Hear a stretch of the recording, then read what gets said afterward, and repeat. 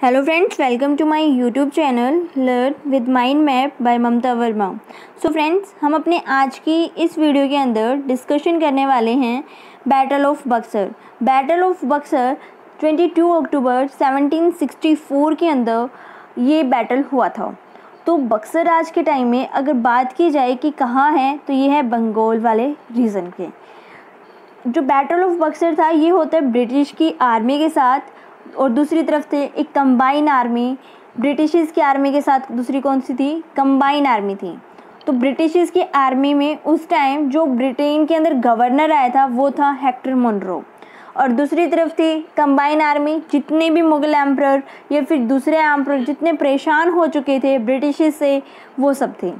तब बात करते हैं कि जब आपने देखा कि जो बैटल ऑफ प्लासी के बाद मीर जाफ़र को क्या बना दिया गया था? नवाब बना गया था। कहाँ का? आपके बंगाल में। तो उसे जब नवाब बना दिया गया था तो ब्रिटिशर्स क्या करते हैं? उसका यूज़ करना स्टार्ट कर देते हैं। और उसके बाद जो मीर जाफ़र था वो क्या हो जाता है, एक टाइम बाद इरिटेट होने लग जाता है।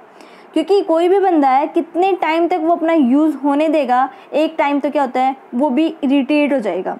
इरिटेट हो जाता है कौन? मीर जाफ़र। उसके बाद जो मीर जाफ़र है वो ट्राई करता है क्या करने की, एक डच ईस्ट इंडिया कंपनी से कांटेक्ट करने की। ठीक है, 1757 में मीर जाफ़र कहाँ था? बंगाल का नवाब था। वो जो नवाब था वो इरिटेट हो जाता है किससे? ब्रिटिश की डिमांड से। ब्रिटिश की डिमांड से जब वो इरिटेट होने लग जाता है तो वो कनेक्ट होने की सोचता है, वो ढूंढता है किसे? डच ईस्ट इंडिया कंपनी के साथ दोस्ती करने की। ठीक है, जो डच ईस्ट इंडिया के कंपनी के साथ ही क्या करता है, दोस्ती करने की सोचता है। तो ब्रिटिशर्स को क्या होता है, पता चल जाता है, और मीर जाफ़र को रिमूव कर देते हैं। उसकी जगह पे किसे बिठाते हैं? मीर कासिम को कहाँ का नवाब बना देते हैं? बंगाल का नवाब बना देते हैं।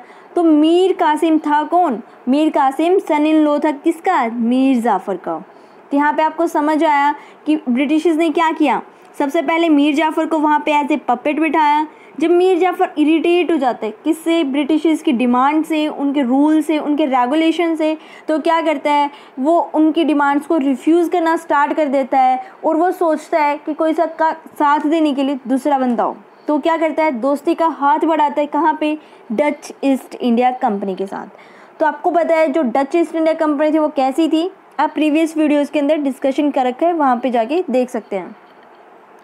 तो ब्रिटिशर्स को पता चल जाता है कि ये क्या करता है, डच के साथ दोस्ती का हाथ बढ़ा रहा है। तो ब्रिटिशर्स जो थे वो रिमूव कर देते हैं किसको? डच वाली कंपनी को भी, और साथ में मीर जाफ़र को भी। मीर जाफ़र को रिमूव करके किसे बिठाते हैं? मीर कासिम को। मीर कासिम था कौन? सन इन लॉ था किसका? मीर जाफ़र का। ठीक है, इतना समझ में आया।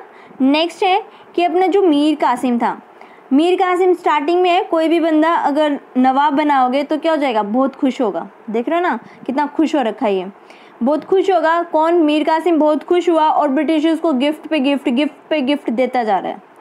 एक टाइम पे ऐसा टाइम आता है कि जो नवाबी खजाना है वो क्या हो जाता है? पूरा ख़त्म हो जाता है। उसने इतने गिफ्ट दिए कि जो नवाबी खजाना था वो सारा ख़त्म कर दिया। जब वो नवाबी खजाना ख़त्म हो जाता है तो ब्रिटिश से वो डिमांड करता है किस चीज़ की? उनसे बोलता है कि आप क्या दो? टैक्स दो। अगर वो नवाबी खजाना ख़त्म हो जाता है तो बंदा क्या होगा? वो भी इरिटेट हुआ, और ब्रिटिश से क्या कहने लगा कि भाई आप टैक्स दो। ब्रिटिश को उठा गुस्सा, अच्छा भाई हमने ही तुझे बनाया और हमसे ही टैक्स मांग रहा है। वो क्या करेंगे? इसे भी रिफ्यूज़ कर देंगे। रिफ्यूज़ करने के बाद जो कासिम ने क्या बोला कि भाई अगर आप मुझे कोई भी टैक्स नहीं दे रहे तो यहाँ पे जो दूसरे बंदे आए हुए हैं मैं उनसे भी कोई भी टैक्स नहीं लूँगा। दैट मीन्स जो मीर कासिम था उसने जो दस्तक वो सबसे लेता था उसने उसको रिमूव कर दिया। हर पर्सन से, हर ट्रेड वाले से, किसी से भी उसने टैक्स लेना नहीं सोचा, मतलब सबसे रिमूव कर दिया। रिमूव करने के बाद साथ के साथ उसने क्या सोचा कि वो अपनी कैपिटल को शिफ्ट कर दे। कहाँ पे? मुर्शिदाबाद से मुंगेर। पहले जो कैपिटल थी बंगाल की वो थी मुर्शिदाबाद, बाद में इसने शिफ्ट कर दी कहाँ? मुंगेर कहाँ है? बिहार वाले रीजन में। ठीक है, तो मीर कासिम ने पहले क्या किया? रिमूव कर दिया एक टैक्स जिसका नाम था दस्तक। सबके पास से जितने भी ट्रेड वाले थे, जितने भी बंदे वहाँ पे थे, सबसे दूसरी बात, इसने कैपिटल को शिफ्ट कर दिया मुर्शिदाबाद से मुंगेर। मुंगेर कहाँ है? बिहार वाले रीजन में। देन उसने सोचा मैं अपनी एक आर्मी को क्रिएट करता हूँ। उसने आर्मी को क्रिएट करने की क्यों सोची? क्योंकि वो सोचता था कि वो ब्रिटिशर्स पे क्या करेगा? अटैक करेगा। और उसने किया भी। वो अटैक करता है कब? ब्रिटिशर्स के एक ऑफिस के अंदर। ऑफिस कहाँ था? पटना के अंदर था। कब अटैक करता है? 1764 में करता है। कासिम ने क्या किया? अपनी आर्मी को बनाया, अपनी कैपिटल को दूसरी जगह शिफ्ट कर लिया। कहाँ? मुंगेर। मुंगेर कहाँ? बिहार के अंदर। और उसने अपनी उस आर्मी से क्या करवा दिया? अटैक करवा दिया ब्रिटिशर्स के एक ऑफिस। ऑफिस कहाँ था? पटना में था। कब करवाया? 1764 के अंदर। 1764 के अंदर उसने अटैक करवा देता है। कहाँ पे? पटना वाले ऑफिस के अंदर। ब्रिटिशर्स देख रहे थे, ब्रिटिशर्स ने भी वापस इन पे अटैक कर दिया। कहाँ पे? मीर कासिम की जितनी भी आर्मी थी उन सब पे। तो कासिम को क्या होना पड़ता है? कासिम को वहाँ से भागना पड़ता है। और वो भाग के जाएगा कहाँ? सुजाउद्दौला के पास। वो सुजाउद्दौला के पास जाता है, जो कि कहाँ का नवाब था? अवध का नवाब था। ठीक है, तो कासिम ने अटैक तो कर दिया। अटैक तो फिर ब्रिटिशर्स भी करना जानते हैं, तो ब्रिटिशर्स ने भी क्या किया? अटैक कर दिया। और जो मीर कासिम था उसको क्या करना पड़ा? भागना पड़ा। कहाँ पे? सुजाउद्दौला के पास। अब होता क्या है? सुजाउद्दौला के पास ये भाग के चला जाता है। तो मीर कासिम, सुजाउद्दौला और शाह आलम द्वितीय, ये तीन बंदे थे। मीर कासिम, सुजाउद्दौला, शाह आलम द्वितीय।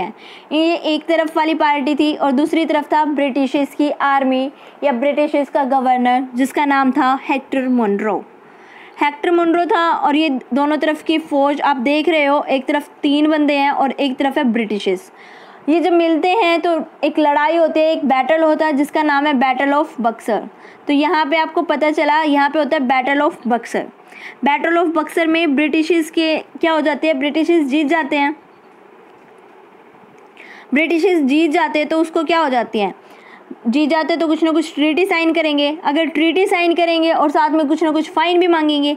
ऐसा ही हुआ जब आपके जो बैटल ऑफ बक्सर है, ये कासिम, सुजाउद्दौला और शाह आलम हार जाते हैं और ब्रिटिशर्स जीत जाते हैं। रिज़ल्ट में क्या निकलता है कि इंडिपेंडेंट नवाब बनाना स्टार्ट कर देते हैं बंगाल के अंदर। अब तक इन्होंने देखा जिसको भी इन्होंने नवाब बनाया वही बंदा इरिटेट हो जाता है। इरिटेट होकर क्या करता है? इनके तरफ साजिश रचता है। दैट मीन्स कुछ ना कुछ लड़ाई दंगे होते हैं। तो इन्होंने ब्रिटिशर्स ने सोचा कि अब हम क्या करेंगे? बंगाल के अंदर खुद ही नवाब बनेंगे। दैट मीन्स वहाँ पे इन्होंने गवर्नर ऑफ बंगाल की एक पोस्ट निकाली, जिसको बनाया क्लाइव को। क्लाइव को क्या बनाया गया? फर्स्ट गवर्नर ऑफ बंगाल बनाया गया। किसको? रॉबर्ट क्लाइव को। देन आपको पता चलेगा कि जो सुजाउद्दौला है, सुजाउद्दौला को पे करने पड़े 50 लाख का फाइन। जो सुजाउद्दौला था वो भी परेशान था ब्रिटिशर्स से, तो वो भी मिल जाता है किसके साथ? कासिम और सुजाउद्दौला के साथ। तो शाह आलम जो सुजाउद्दौला था उसको 50 लाख का फ़ाइन करना पड़ता है और उससे जो उसका एरिया था वो ले लिया जाता है। साथ में फ़ाइन के साथ उसे अवध को वापस देने के लिए भी कहा जाता है कि हम आपको अवध जो है वो वापस दे देंगे। उसके विद रिस्पेक्ट कोरा और इलाहाबाद वाला जो एरिया है वो ब्रिटिशर्स ने रख लिया। ब्रिटिशर्स जब उसका वो वाला एरिया रख लेते हैं तो एक ट्रीटी भी साइन होती है, treaty of Allahabad. Treaty of Allahabad के अंदर जो ब्रिटिशर्स हैं वो ये कहते हैं कि यहाँ के जो भी दीवानी राइट्स होंगे, बंगाल, बिहार और उड़ीसा, बंगाल, बिहार और उड़ीसा जितने भी दीवानी राइट्स होंगे वो सब क्या करेंगे? हम करेंगे। आप सिर्फ एक यहाँ पे कहने के लिए बने रहोगे, लेकिन जो यहाँ के जितने भी दीवानी राइट्स है ना वो अब हम कंट्रोल करेंगे। दैट मीन्स अब आपको पता चल रहा होगा कि जो ब्रिटिशर्स थे वो क्या हो रहे हैं, इनकी अंदर वाली चीज़ों के अंदर जो अपने पॉलिटिकल इश्यूज थे उनके अंदर इन्वॉल्व होना स्टार्ट कर दिए हैं और अपना एम्परर बनाना भी स्टार्ट कर दिए हैं, क्योंकि पॉलिटिकल घुस गए हैं बंदे और अपने आप को गवर्नर भी बना दिया, कहाँ का? बंगाल का, और नवाब वाली पोस्ट को भी रिमूव कर दिया है। ठीक है, आज की वीडियो में इतना ही। हमने क्या डिस्कशन किया? Battle of Buxar. यहाँ पे आपने देखा कि जितने भी अपने एरियाज थे, जितने भी अपने मुग़ल एम्परर थे, उन सबको हरा दिया जाता है ब्रिटिशर्स की आर्मी के द्वारा और उनके जितने भी एरियाज थे उनको अपने कंट्रोल में ले लेते हैं। साथ में बंगाल से नवाब वाली पोस्ट को रिमूव करके वहाँ पे एक नई पोस्ट लेके आते हैं, गवर्नर ऑफ बंगाल। और गवर्नर ऑफ बंगाल सबसे तेज, सबसे चालाक आदमी को बनाया जाता है, वो था कौन? Robert Clive. ठीक है फ्रेंड्स। सो अगर आपको वीडियो अच्छी लगती है तो आप कमेंट सेक्शन में ज़रूर बताइएगा। अगर आपको कहीं भी डाउट है या फिर आपको कहीं कोई प्रॉब्लम है तो भी आप मुझे कमेंट सेक्शन के थ्रू ज़रूर बताइएगा और अपने फ्रेंड्स के साथ